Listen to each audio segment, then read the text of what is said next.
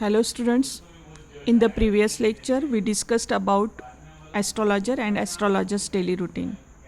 Now we shall know about a remarkable place called Town Hall Park, where he builds his business. Now I will read the text and explain it.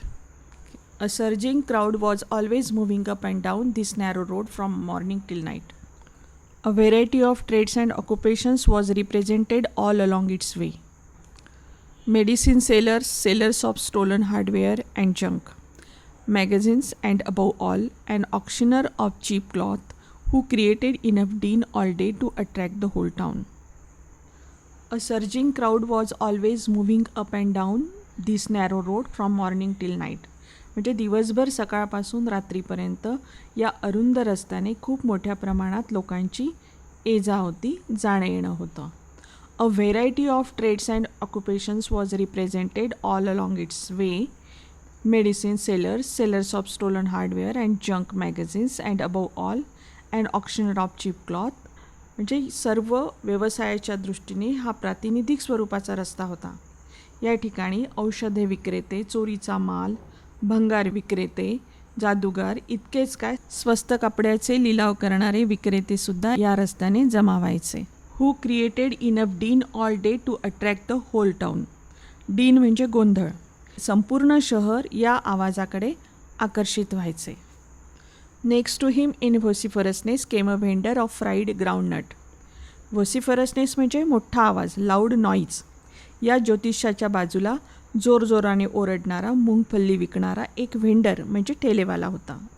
who gave his wearer a fancy name each day, calling it Bombay ice cream one day, and on the next Delhi almond, and on the third Raja's delicacy, and so on and so forth, and people flocked to him. हा त्याच्या मुंगफल्लीला वेगवेगळे नावं द्यायचा. एक दिवस तो त्याला Bombay ice cream म्हणायचा, दुसऱ्या दिवशी त्याला तो दिल्ली आमंड म्हणायचा म्हणजे दिल्लीचे बदाम म्हणायचा, तर तिसऱ्या दिवशी राजाज डेलिकसी म्हणजे राजा की पसंत, आणि असे कितीतरी नावे तो मुंगफल्लीला द्यायचा आणि लोकांना आकर्षित करायचा. He use to attract people by using various tactics and so people flock to him. A considerable portion of this crowd dallied before the astrologer too. Dallied म्हणजे रेंगाळणे, अळमटळम करणे. या गर्दीतले बरेच लोक या ॲस्ट्रॉलॉजरच्या दुकानासमोर रेंगाळायचे, टाईमपास करायचे.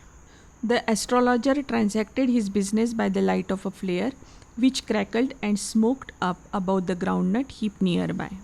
जवळच शेंगदाणे भाजत असताना ज्या ज्वाला व धूर निघायचा त्या प्रकाशात ज्योतिषी त्याचा व्यवसाय करायचा. Half the enchantment of the place was due to the fact that it did not have the benefit of municipal lighting.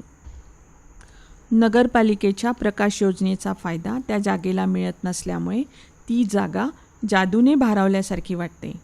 या जागेवर आजूबाजूच्या दुकानांच्या प्रकाशामुळे ही जागा प्रकाशित झालेली होती. The place was lit up by shop lights. 1 or 2 had hissing gas lights, some had naked flares stuck on poles, some were lit up by old cycle lamps, and 1 or 2 like the astrologer managed without lights of their own. 1-2 दुकानदाराकडे फुसफुसणारे gas light होते. काहींनी खांबावर naked फ्लेअर्स म्हणजे नुसती ज्योत अडकवली होती. काहींनी जुने सायकल लॅम्प्स पेटवले होते आणि 1-2 जणं ज्योतिषीप्रमाणेच स्वतःच्या दिव्याशिवाय मॅनेज करत होते, म्हणजे दुसऱ्याच्या लाईटच्या प्रकाशावर अवलंबून होते. It was a bewildering crisscross of light rays and moving shadows. Bewildering म्हणजे कन्फ्युजिंग, क्रिसक्रॉस म्हणजे आडव्या तिडवा विरुद्ध दिशेने येणारा प्रकाश. प्रकाश किरण आणि हलणाऱ्या सावल्यांचा एक विस्मयकारक क्रिसक्रॉस होता. This suited the astrologer very well for the simple reason that he had not in the list intended to be an astrologer when he began life, and he knew no more of what was going to happen to others than he knew what was going to happen to himself next minute.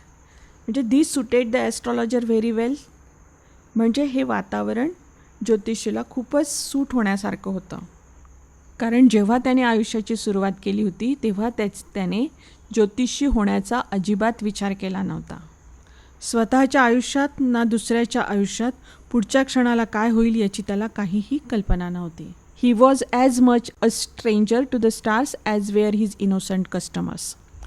त्याचे निष्पाप ग्राहक ताऱ्यांच्या बाबतीत जितके अज्ञानी आणि अनोळखी होते तितकाच तोही अज्ञानी होता. Yet he said things which pleased and astonished everyone. That was more a matter of study, practice and shrewd guesswork. तरी तो प्रत्येकाला अशा गोष्टी सांगायचा जेणेकरून प्रत्येकजण आनंदी आणि आश्चर्यचकित व्हायचा. हे सर्व तो त्या विषयाचा अभ्यास, सराव आणि अंदाज बांधण्याची हुशारीवर करायचा. All the same it was as much an honest man's labour as any other and he deserved the wages he carried home at the end of a day. म्हणजे जसे एखादा प्रामाणिक व्यक्ती कष्ट करून रोजीरोटी कमवतो तसेच हा सुद्धा दिवसाच्या शेवटी स्वतःची रोजीरोटी कमवून घरी न्यायचा. He had left his village without any previous thought or plan. If he had continued there, he would have carried on the work of his forefathers, namely tilling the land, living, marrying, and ripening in his cornfields and ancestral home. He had left his village without any previous thought or plan. कुठलाही मागचा पुढचा विचार न करता त्याने गाव सोडले होते. If he had continued there, he would have carried on the work of his forefathers. म्हणजे जर तो गावात राहिला असता तर त्याने आपल्या पूर्वजांचे काम सुरू ठेवले असते. Namely tilling the land. Tilling the land म्हणजे जमिनीची मशागत करणे. Living, marrying and ripening in his cornfields and ancestral home.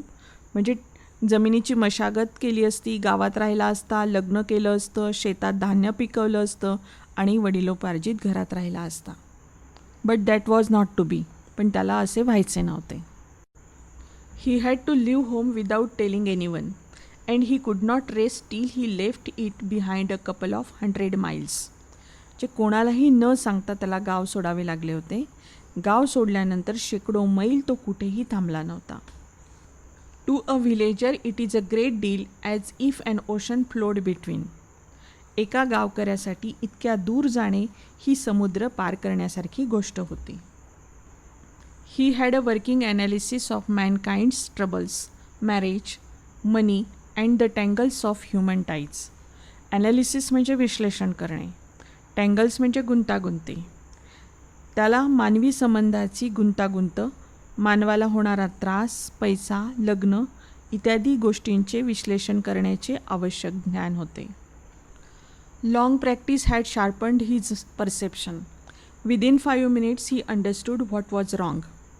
बऱ्याच सरावानंतर त्याची समजून घेण्याची क्षमता धारदार झाली होती.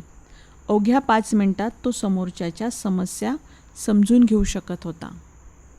He charged 3 pies per question. Never opened his mouth till the other had spoken for at least 10 minutes, which provided him enough stuff for a dozen answers and advices. Enough stuff म्हणजे पुरेशी सामुग्री. तो प्रत्येक प्रश्नाकरता 3 Pius आकारायचा. समोरचा व्यक्ती 10 मिनिटे बोलल्याशिवाय तो आपले तोंडही उघडत नसे. या काळात किमानभर डझनभर प्रश्नाची उत्तरे आणि सल्ला देण्याइतक्या आवश्यक सामुग्री त्याच्याकडे जमा होत होती. When he told the person before him, gazing at his palm, in many ways you are not getting the fullest results for your efforts. 9 out of 10 were disposed to agree with him. प्रश्नकर्त्याच्या तळहाताकडे एकटक बघून जेव्हा तो त्याला म्हणायचा की तुम्हाला तुमच्या श्रमाचा पूर्ण मोबदला किंवा यश मिळत नाही, तेव्हा 10 पैकी 9 लोक त्याच्या म्हणण्याशी सहमती दर्शवायचे. 9 out of 10 were disposed to agree with him. Or he questioned, is there any woman in your family, maybe even a distant relative who is not well disposed towards you? Or he gave an analysis of character. Most of your troubles are due to your nature. असे वेगवेगळे प्रकारचे प्रश्न तो भविष्य पाहायला आलेल्या ग्राहकाला विचारायचा. तुमच्या कुटुंबामध्ये अशी एखादी स्त्री आहे का, कदाचित ती दूरची नातेवाईक असेल की जी तुमचा राग करते किंवा जिचं तुमच्याशी जमत नाही. एखाद्याचे चारित्र्याचे विश्लेषण करताना तो त्या व्यक्तीला तुमच्या जीवनातील जास्तीत जास्त त्रास हा तुमच्या स्वभावामुळे आहे असे सांगायचा. नंतर तो म्हणायचा, how can you be otherwise with Saturn where he is. म्हणजे तुमचा शनी इतका प्रबळ असताना असे कसे तुम्हाला यश मिळत नाही. You have an impetus nature and a rough exterior. This endeared him to their hearts immediately, for even the mildest of us loves to think that he has a forbidding exterior. Impetus म्हणजे तीव्र. तुमचा स्वभाव अतिशय भावनिक आहे, पण तुमचं बाह्यरूप अतिशय कठोर आहे. तुम्ही नारळासारखे आतून मृदू आणि बाहेरून कठोर आहे. This endeared him to their hearts immediately. असे म्हटल्यानंतर तो प्रश्नकर्त्याच्या हृदयाला साथ घालायचा. त्यामुळे कितीही सौम्य प्रवृत्तीचा व्यक्ती असला आणि त्याला जर असे म्हटले की तुमचे बाह्यरूप अत्यंत कठोर आहे, तर त्याला ती बाब त्याला हवीशी वाटते. ग्राहकाच्या या मानसिकतेचा तो पुरेपूर फायदा घेत होता. यानंतरचा उर्वरित भाग पुढच्या लेक्चरमध्ये घेऊया. धन्यवाद.